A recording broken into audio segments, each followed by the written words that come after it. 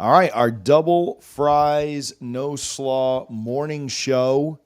It's election day, and we won't talk about that at all. But I did just look. I barely made it back in time, but I did just get my sticker. I tweeted. I've got people upset at my tweets. There it is, the sticker. I tweeted something like was hoping to vote for change at FSU, and I had to settle for America. And I've got people in my tweets all upset, it's not going to have, stop at. And I was like, man, it was really just a joke. It wasn't that serious. So anyway, listen, we'll do call-ins if you want to. You're certainly welcome to buzz in. You're certainly welcome to come in and chat. We can talk about literally anything you want. We can talk obviously about North Carolina. We can talk about what we think may or may not happen at Notre Dame this weekend. I don't think that seems like a very enjoyable thing to talk about. But again, if that's what you guys want, we certainly can. We can talk about guys quitting. We can talk about who should be benched. We can shoot. I mean, if you want to call and talk about the election, I don't care. It's probably less depressing than Florida State football. So yeah, I mean, if you want to talk the election, I guess that's fine too. Probably not my preference, but maybe that's more fun than anything else. Yeah, play it again. You're fired. Yeah, there you go. Harlan, I do see you now down there. So, yeah, if anybody wants to call in, if anybody wants to chat, we certainly can. We do appreciate Decadent, a coffee and dessert bar, for their support. Modesto, California, Fulton, Maryland, and Warner Robins, Georgia. If you're in any of those locations, make sure that you stop in. Make sure that you say hello. We are likely weeks away from getting you some of their product that you can try.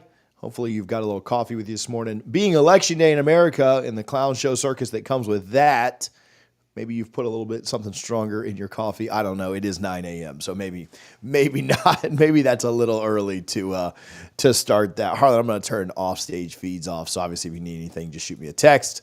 And we'll get after it. Again, appreciate Decadent, a coffee and dessert bar. It looks like we've got maybe a caller here that we'll get on in just a second. Harlan, you get him set up, and we'll get rolling there. Actually, let's just get into it. Tony. Harlan, let's get Tony in here, and we'll go. We'll roll. Tony, whenever you can hear me, let's get going, buddy. How you doing? Okay, I'm doing awesome. Can you hear me? Yeah, I can. How are you? Or I guess I just asked that, but thanks for calling in. Yeah, sorry. I mean, I'm making that transition to you guys from. I guess it goes to a different platform when I go from YouTube to you guys. So it's all linked. So it's a pain. Man, thank you for having me again.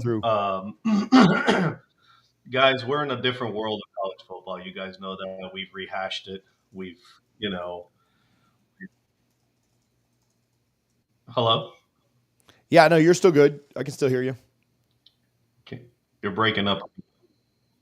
Oh, so good. Yeah, I mean, we've been rehashing it for the last few months about what's happened. We actually got a big slap in the face. At spring and summer, we were supposed to be the best thing since, those national championship years. But, we're obviously where we're at now. And I think more than ever, you would have told me 3 years ago that Dion would have been a good thing to bring to Florida State. I would have told you no. But in today's football world, he's got a brand. We have a brand. It makes sense now, man. I mean, he would bring in the talent. You know what I mean? Yeah. So, the biggest question on him. I don't know. I mean, I get debated on that. Yeah. So here's my take on Prime. I think big picture, there are some things that have happened behind the scenes that are not going to allow that to happen. Like, I think Bridges, like that things that, and I don't even know what they are. If I knew, I'd probably say them because I could make a video and get a bunch of views and make money, right? So I'm not like trying to protect anybody here. I'm kind of past the point of that. But what I've been told is there are some things that have happened behind the scenes on both sides that just kind of prevent that from ever really being a likelihood. Now, people change, things change, circumstances change, people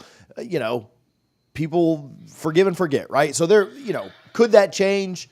Possibly, right? So I don't want to say that it's never even a possibility, but like as things stand today, the people that I've chatted with are like, that's probably not something we would do, based on some pretty specific things that have happened in the past. The big question that I would have is just recruiting.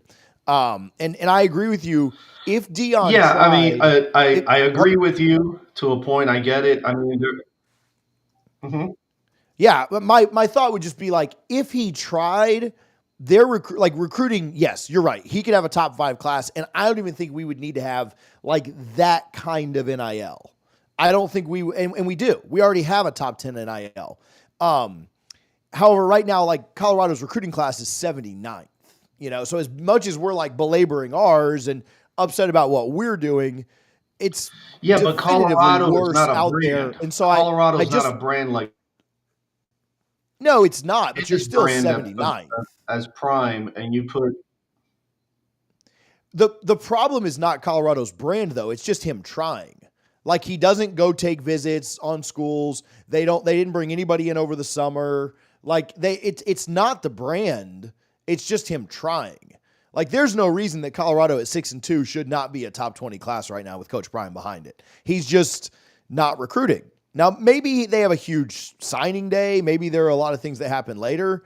But to me, it's not necessarily the brand. It's truly just he doesn't care about that. And that's probably a sign to me that he's probably not going to be there after this year. But I do agree with you in general that like if Coach Prime came in here and really tried and really like just put like Norvell's not good at it, but just put the effort forth that Norvell is putting forth, like yeah, the recruiting classes could be incredible. I mean, right now he's behind Troy and Miami of Ohio and Toledo and Boise State and Kansas and East Carolina and Florida Atlantic and Georgia State and Cincinnati and USF and Indiana. I mean, I know Indiana's having a good year this year, but yeah, so Arizona State, and I like Dilly and stuff, but yeah, like I just don't even think Prime's trying out there to recruit. And that would be my fear is like, what if he gets here and he doesn't want to, is he all of a sudden just going to care about recruiting? That would be my big concern. I think it's about the putting together the perfect products together. Okay, Dion's out there. He's a brand. He's an East Coast guy. He's an East Coast guy, and he's dragged some of the most incredible talent out there. I mean, Travis Hunter is going to be, I mean, a freak for the next few years. He plays double sides of the ball. The kid's super talented. Dion, if he comes back to the East to go to a brand, okay, bring him to another brand and make that the perfect storm. You got Dion the brand, you got, let's say, Florida State the brand, you mesh them together. And I don't know, maybe something amazing can happen for a nice chunk of time. But look, and I'm not saying to get rid of Norvell. I think Norvell needs at least another good year to put this back together. I mean, guys, he's been there 5 years. I don't even know what to say. I mean, you go from being 13-0 to this. It's almost, I've never seen it before. Yeah. I've never seen it in any team. Yeah. There's like fall off, but if I would have told you before the season we were going to go 6-6, you'd have told me I was crazy. And that would have been, we would have all been pulling our hair out at 6-6. Yes, but but then go we would have said under that. yeah, but then we would have said 6-6. Okay, well, we lost a bunch of players to the Right. NFL. Okay, so now we're seeing the development. There has been a complete lack of development, especially on the offense. I mean, the offense has just been absolutely like they just bust them in from, I don't know, from science class. It's completely just, I mean, it's non existent. Yeah. How is a quarterback like Block Glenn be this lost? And how is an offensive line that was supposed to be this amazing wall be nothing? Tony, what worries me is like, and I understand like when you first get out there, there's not a lot of film, but like, and I understand that Clemson kind of got exposed against Louisville. Like Clemson's not this great team, but Clemson's much better than Duke, and Clemson's much better than North Carolina, and Clemson's like on par with Miami. I still think maybe just a step behind if you want to put Miami. Miami's got a better quarterback and offense, so I'll give you that. Miami beat Louisville, Clemson didn't. I'll give them that. So, but like how it's almost like. I like Mike, and so I'm going to say this, and I'm going to feel bad about saying it, but I'm just going to say it anyway. But I prefaced it, so maybe it doesn't make me feel, I don't feel as bad about it. But like, the players are getting worse. We're not getting better. We're getting worse. The more time that players spend around this staff, the worse they get. And that's every player on the like almost every player on the roster. I won't say it's every player on the roster. The more time they spend around these coaches, the worse they are getting. And that goes from like, how does Brock Glenn look fairly decent against Clemson to just absolutely terrible against Duke and North Carolina? And the Miami game, I don't really care about. Miami's a good team. That's fine. I don't expect Brock to look good against a top 5 team. But the offensive line looks worse today. And I know they've had injuries. I get it. But you've also just benched guys. How does the offensive line, like, they're getting worse week by week? How are Pat Payton and your wide receivers are worse and your running backs can't. And so the more time they spend around this staff, the worse they're getting. And that's why, to people that tell me, it doesn't make sense to fire guys in season, I actually think it does. I agree with you. If a coach can't coach and can't develop and can't get guys to, and they're getting worse. Again, that's the big thing. If we were getting a little bit better every week and we were just barely losing games. Like I told my buddy, if we'd have lost that game Saturday 34-31 in a shootout where we played well, they just made one more play, a freshman made a mistake, whatever, right? You'd be like, okay, well, they're getting better. They're not winning, but they're getting better. Kind of like in 2021. They did actually win down the stretch, but you could tell they were getting better. They were more competitive. They were better offensively. Their defense pulled together. They're worse. Every second they spend around this staff, they're getting worse. It's almost like a virus or a disease that just corrupts your body. And the longer you go without the antidote, it's like getting snake bit. The longer you go without the antidote, you're getting worse and worse and worse. So don't tell me, you can't make changes in season. No, these coaches are actively making these players worse. And I'll disagree with anybody who doesn't believe that. I don't care. I know you just said you did believe, but like I just it's incomprehensible to me. I have been preaching what you just said for the last 2 weeks, and I've been getting hammered all over social media. You need to stick with one quarterback. Yeah. Find the guy and stick with him. You stuck with DJ, which was absolute atrocious for 4 games. Stick with one guy. You have to get rid of somebody. The new recruits out there, the new commitments are watching this. And if they don't see change happening, it doesn't matter. Right. It doesn't matter. You have to put in the CEO helmet and you have to make changes now. These guys are going to leave. Those new recruits, those new commitments are going to start walking away. If you stick with the same disastrous program policies and the way you do things, you're going to lose recruits. This week, in one of the YouTube videos after post game, you had a coach go on there say, "Yeah, I'm learning too. I don't know what's going on." I'm going, "Come on, man! I mean, this is Florida State. Are you Yeah. kidding me?" And we just gave these guys a nice big check. Make the moves. Make the moves now. Stick to one guy. You're going to end up losing 2 of them if you don't stick to one of them. This back and forth Luke and Brock thing is just not going to work. You got to stick with one, and you got to stick with him straight through. Bench everybody you've got on that depth chart. Put the next phase in. Get rid of some of those coaches, and then just sail on into next year. And hopefully, when you bring in new coaching talent, they can bring in some new, and then you've got a little bit of that, spark again for next year. Yeah. We're going to lose players, man. It's just. Yeah, they're going to have a heck of a job. I mean, there's some players they need to get rid of, right? There's some guys they absolutely need to move on from. Oh yeah, there's cancers in the locker room. There's no doubt. I mean, you've got to, they've just got to be able to just pull the plug and say, "Hey guys, look, Dion, when he first went to Colorado, what was the thing he did the first day? He pointed at the instructions of the portal. He says, 'All of you, get on that. You're gone.'" Yeah, they're going to have to do that with a huge contingency. You're going to have to do that here.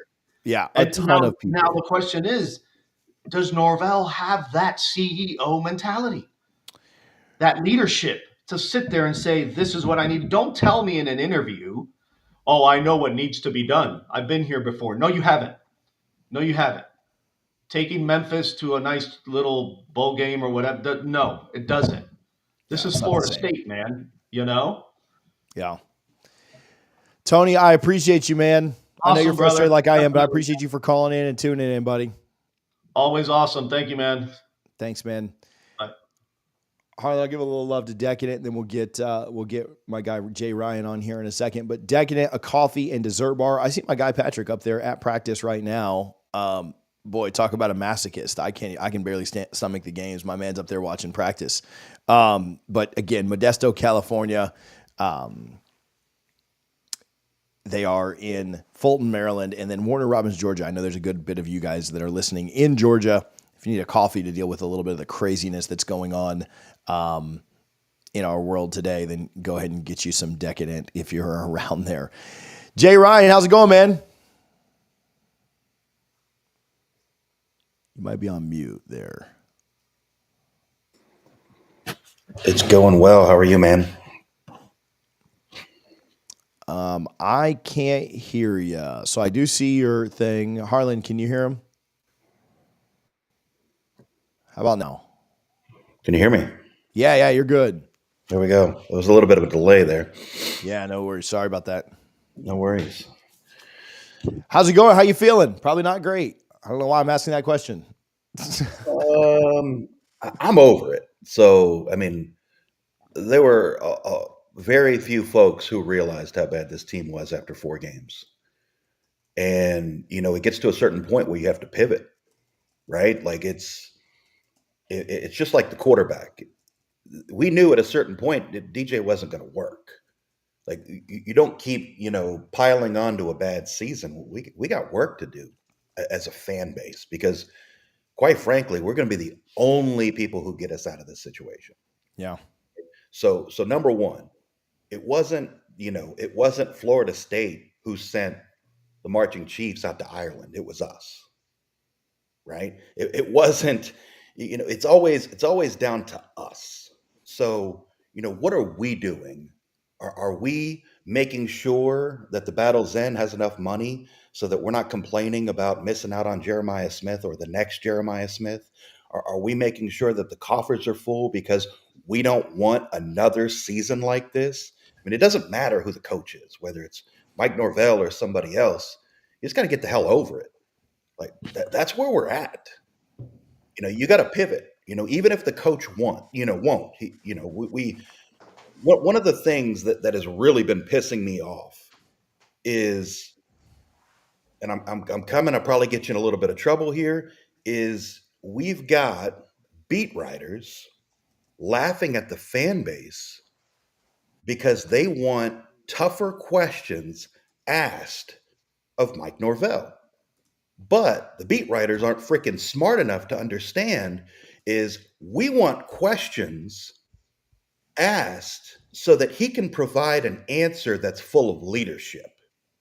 That is what the fan base is looking for. They are broken, just like the team is broken. And they need a reason to run through a freaking wall. That's what everybody wants. After last year, everybody's ready to run through a damn wall. And now we can't get anything but just a canned coach speak response. Everybody wants a reason to believe. And Mike Norvell refuses to give that reason. So And I want to, and I've been tough on the beat for stuff, and I don't want to push back on there a little bit, but we'll talk about that a little bit because I do agree with you just on a lot of the other stuff. I have not. My booster membership is still going. Like they're still cashing that check every month. Well, it's not a check anymore, but they're still taking that automatic deposit every month. The Battle's End still taking that automatic deposit every month. I've not canceled those things. I certainly would not encourage anyone else to do that. So I'm in full agreement there. On the beat stuff, here's my only, I guess not issue, but like issue with that is, first of all, I don't think it's the beat's responsibility to hold Mike Norvell's feet to the fire in some regards, because Mike Norvell is getting paid $10 million by us to coach a team. And I understand where fans come from when they talk about like wanting the beat to be a little tougher on him. But when I've seen the beat ask, and I really like some of the guys on the beat, I don't care for some of the other guys on the beat. Like I'm kind of a mixed bag on this. I'll be pretty blunt with that. I'm not here to name names or pick fights or whatever, but I can just say that and I think that, suffices. When I've heard people ask questions, like Irish O'Fell literally asked, and I've even I've said negative things about War Chant, right? Like I've dogged them some, but Irish O'Fell yesterday asked hey, it is really hard for fans to get up here. It is a major expense. It is a difficult thing for fans to come to games. Why should they even, this was a literal question. We can go, Harlan can go pull it. Why should they even come up here to the game the next 2 weeks? Or the last 2 weeks of the year? Mm-hmm. And to me, that's a hell of a question, man, to ask. Why should your fans even come up here? Because you've said you're going to make changes and you said there's going to be improvement, but they haven't seen that. So why should they even come? That's a hell of a question for a beat that will, and you know what Mike did? Coach speaked it. Hey man, we want you to have this faith. And so, and I think what fans want people to do, and so I'll maybe provide some perspective here, and maybe this will help some of the fan base too. What fans want people to do is they want Ira to be Brett Breyer when he was interviewing Kamala, right? Like they want him to, no. I asked you that. Well, that's just not how they take the mic away from you and they give it to somebody else while Mike is answering the next question. And it's on to the next person. You don't really, Ira doesn't have a chance to say, Coach, that's not what I asked you. I guess he could stand up and start screaming across the room, but that's not really Ira's job. Ira's job is to ask the question. If he answers it, he answers. If he doesn't, he doesn't. And so, they give the mic to the next person while Mike is answering Ira's question, mostly for just sake of time. Secondly, because Ira's not, what are they going to do? Shout him down, and they get kicked out of the press conference for acting like me or you. So I don't know. I think there's some truth to the beat holding his feet to the fire a little more. I also think that yesterday, Ira asked a hell of a question and Mike basically just sidestepped it. And again, what's Ira supposed to do there? Get up and start throwing stuff at him, yelling at him, this, all that, and the other. And so I get it. I get both sides. I actually spoke, and then I'll follow that up with this. I spoke with the guy on the Gator beat and just about some of this stuff, a good buddy of mine. And I asked him, I was like, look, I want to talk about this from I want your perspective because, you're not on the FSU beat asking these questions. And he said, well, with coaches, he said, our job is to gather information to be able to write stories or make content or videos or whatever our path is, right? Our job isn't necessarily to make a coach look bad or make him answer to, whatever. Our job is, what we're being paid to do by our employer, is to gather content to write stories, this, that, and the other. And he said, when I first got here, I was doing exactly what you said. I would ask all the tough questions. I would try and get the gotcha moments or try and, I'd know how a coach would look back, this, that, and the other. And I would try and hold his feet to the fire. I had that young, exuberant, youthful, I'm going to right every wrong mentality. And he said, and what I learned was coaches legitimately would just give a zero answer, a non-answer. I'd ask the best question ever, and they'd just say something like, well, we're evaluating that, and we'll let you know. And by the time he was done, the mic would already be out of my hand, and it'd be on to the next person. So I learned that I could either ask a really tough question that was going to get no answer, or I could try to ask a thought-provoking question that could actually at least give some insight to a decision that he made or a process that he's got going on or something like that. And so I do think it's and I really sound like I'm capping for the beat here, which maybe I am, but I do think it's a tough line for them to walk because they know that if they ask that really tough question that we all want them to ask, hey, why is Adam Fuller not been fired? They're never going to name names like that, but they've been asking, why have you not made changes in season? I do think they've been asking tougher questions here lately now that I've started to think about some of the press conferences, but I do think that they know that if they ask those tough questions, they're just going to get sidestepped. And they basically took their time to go to a press conference and try to get content to write articles or make videos. And the coach just basically stepped around them. And so I don't know. To me, the blame still then falls on Norvell for sidestepping the question, because there are times he is asked tough questions. Why should fans come to games? When are you going to make changes? Why haven't you fired anybody in season? Are you going to bench guys that are quitting? Somebody asked him, what did you think about your team quitting? And he said, I don't think we quit. And I'm just like, all those questions are good questions. In my opinion, I don't know the specific questions that certain people want, but I just think I think it mostly falls on Norvell. And again, there are guys I like on the beat and guys I don't like on the beat. And I still kind of point the blame at Norvell. Anyway, after my 10-minute rant, I'm But more than if you're not getting the correct answer, then you're asking the wrong question. Because it's not about answering, a tough question. Everything's going to be about how you word it.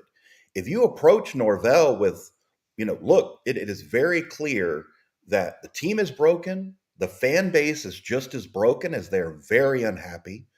They don't like the responses that they get week after week after week. They just feel, they're being placated in a way. They're looking for a reason to run through a wall for you. And they're holding on to every word that you say in your press conferences. So can you give them a reason to get ready to run through that wall for you? How is that so tough? That's not a tough question. That's not being rude or anything like that. That's trying to give him a nudge of, hey, Mike, this isn't Memphis.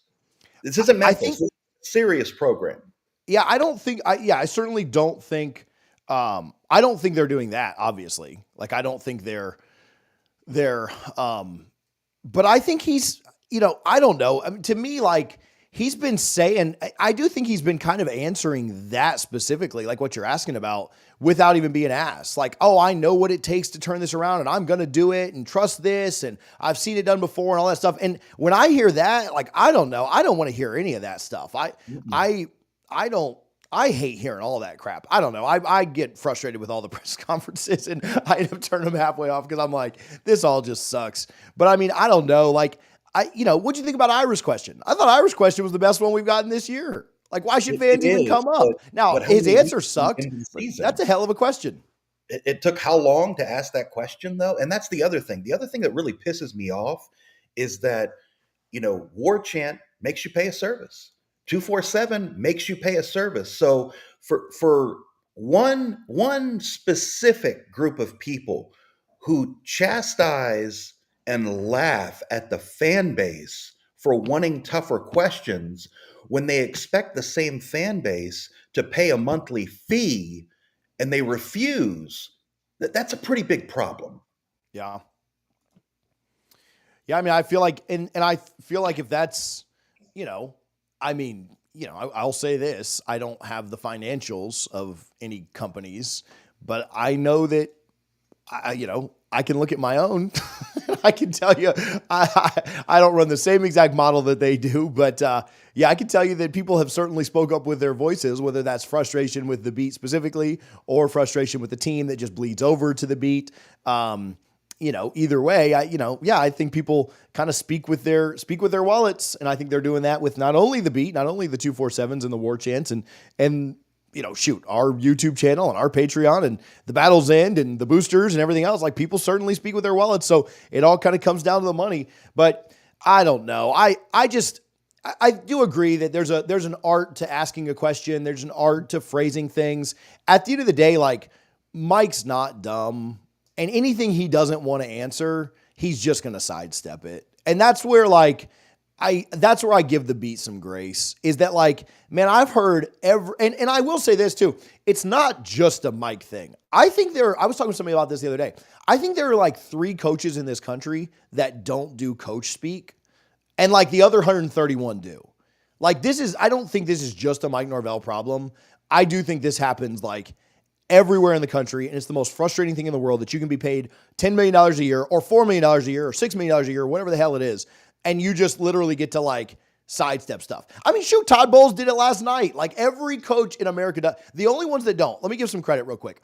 I think Rhett Lashley doesn't do it because he's just awesome. I spent some time around him at ACC kickoff in Charlotte. He's just the most real person. He stopped and chatted with, it was me and Chris Nee and Richie sitting there having coffee. And he stopped by and just chatted with us for 5 minutes. And he was telling us what he liked about his team, what he didn't like. And we weren't like on the record. We were just having coffee. What he liked about his team, what he didn't like about his team, what he liked about other teams, guys he wishes he could have kept in the portal, guys they got in the portal, guys they missed out on the portal. Like he was just so real and just and I love that. Number 2 is Kenny Dillingham. So he was here. Kenny like just absolutely owns things. And he's like, this, that, and the other. Kenny's really good. And then the last one's retired, and it was Nick Saban. And that's because he was God of this sport, and he didn't have to do coach speak. Like you don't like what I say? Fine. I'm still Nick Saban. Screw you. Everyone else is like a coach speak wizard.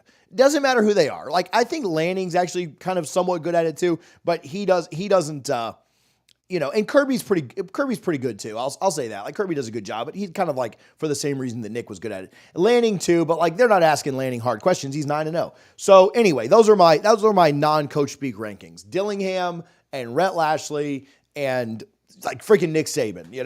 Everyone else, I can't stand the coaching crap. There's a time to have coach speak, and then there's a time to pivot, and you got to show something else.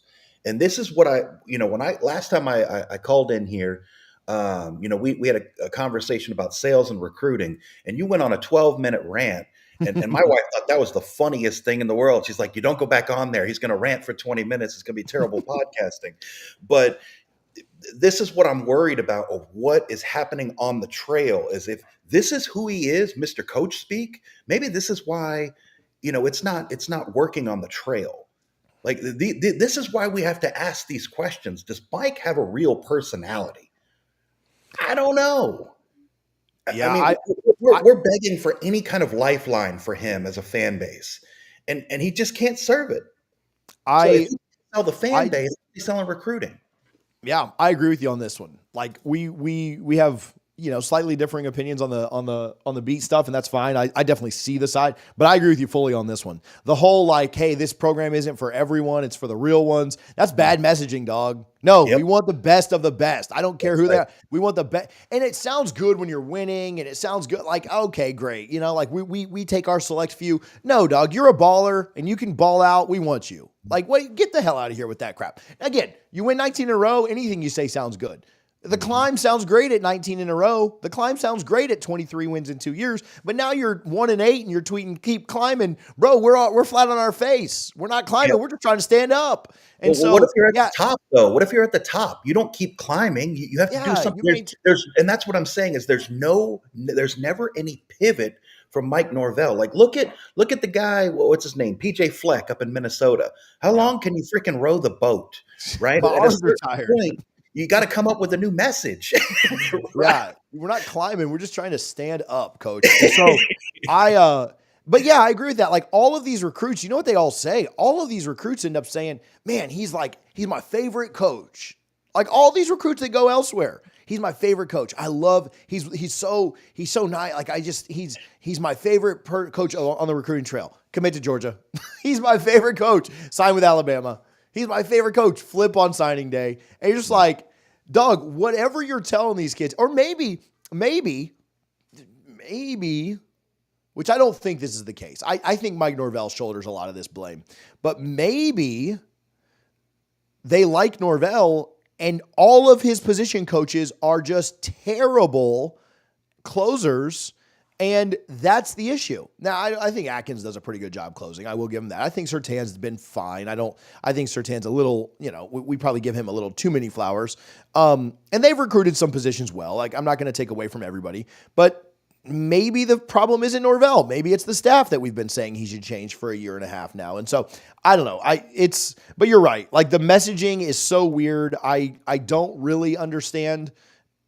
Again, just you got to pivot to something new. And I do think he will. I think, what are we, 3 weeks away, 4 weeks away? I guess we got that third bye.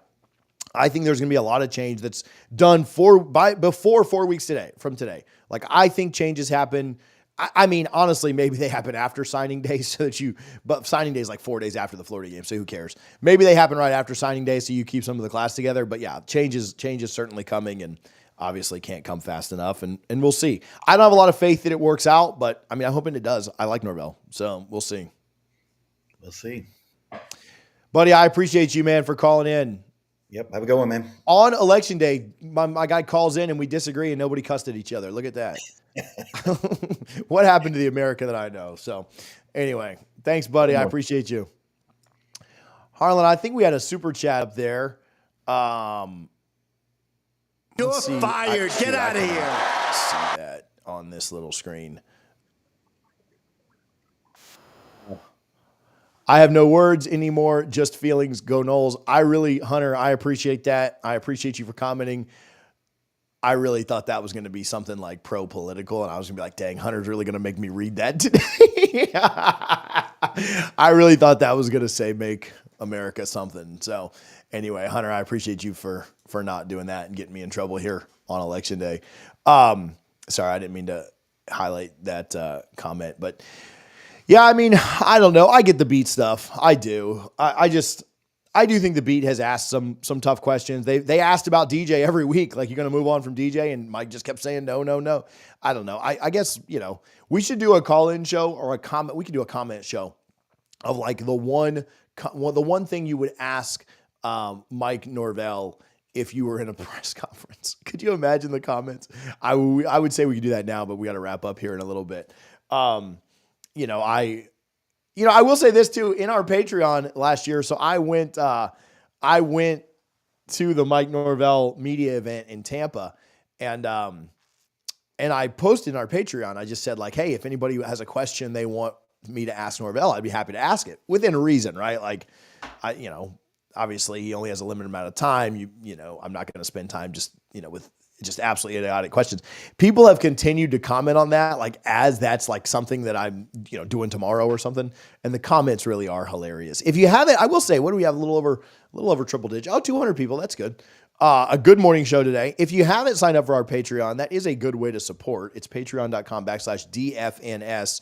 You can sign up for $3 a month. You don't have to give a lot. It just gives you access to our Discord.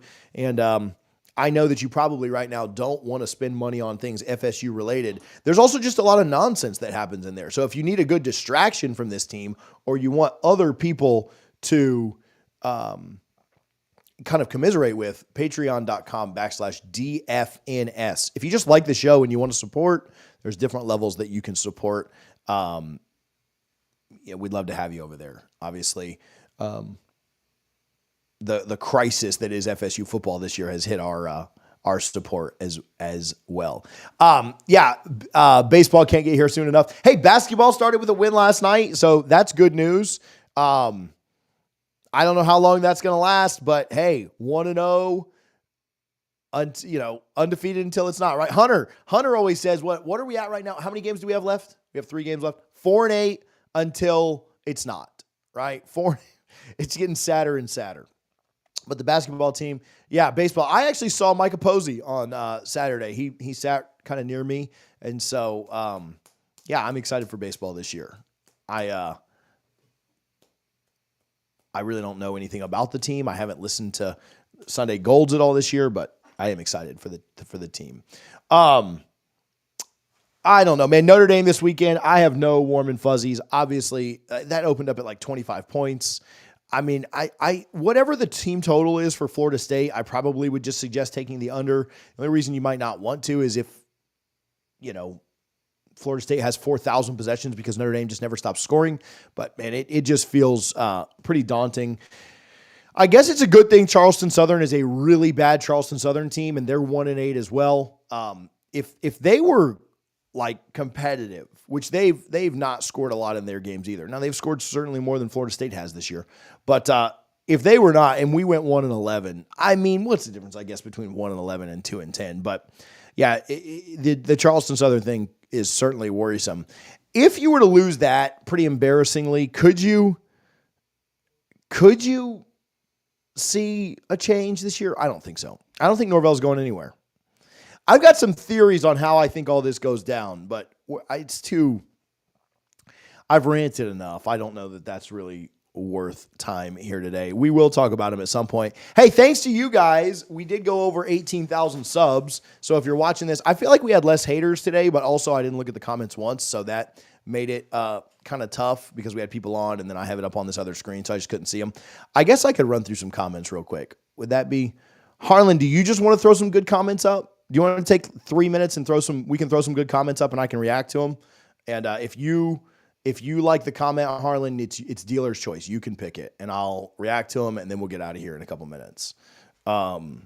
If you don't like the comments, I'll just keep rambling. But we did hit 18,000 subs, so we very much do appreciate that. To comment, you obviously have to be subscribed, but we don't make you wait. Certain shows make you wait like 24 hours or a couple of days or 5 minutes or whatever. You can just subscribe right away and then just hit comment. So maybe not. Maybe Harlan didn't find any he liked.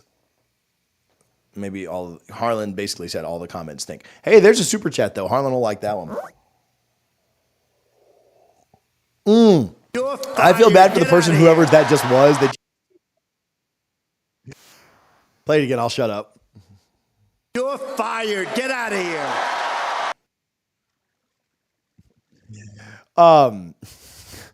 I feel bad. Harlan, whose comment was that you just like put up for like half a second and had to take right back down? Jasper, appreciate your love. I may have missed it, but this is a two-part question on your thoughts on Keon Coleman comments. Who are the potential wide receiver coach replacements you'd really like to see? Good question, Jasper. I appreciate your support and your love. I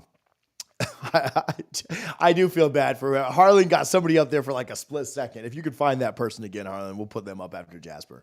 I have no problem with what Keon did. I love Florida State. I would tell any recruit that they should go to Florida State. I bleed this stuff. We're 1-8, and I'm still wearing an FSU logo. I voted logo under there. So yeah, I bleed this stuff, right? Like I will love Florida State if they lose every game for eternity. I'll probably stop watching at some point, but I love him. Keon Coleman was a 6-month rental that helped you complete a job and win a lot of games. And I don't think he has that same passion for Florida State. And so when a 5-star recruit is asking for his honest opinion about development and about coaching, he is going to be honest, and I have no problem with him being honest. Ron Dugans is not a good developer. He is not a good wide receiver coach. He was a phenomenal player that helped us win a national championship, and all the respect in the world for him for doing that. Mike Norvell tried to replace Ron Dugans after the 2021 season. He couldn't. A couple of guys told him no because of the uncertainty around Mike's job.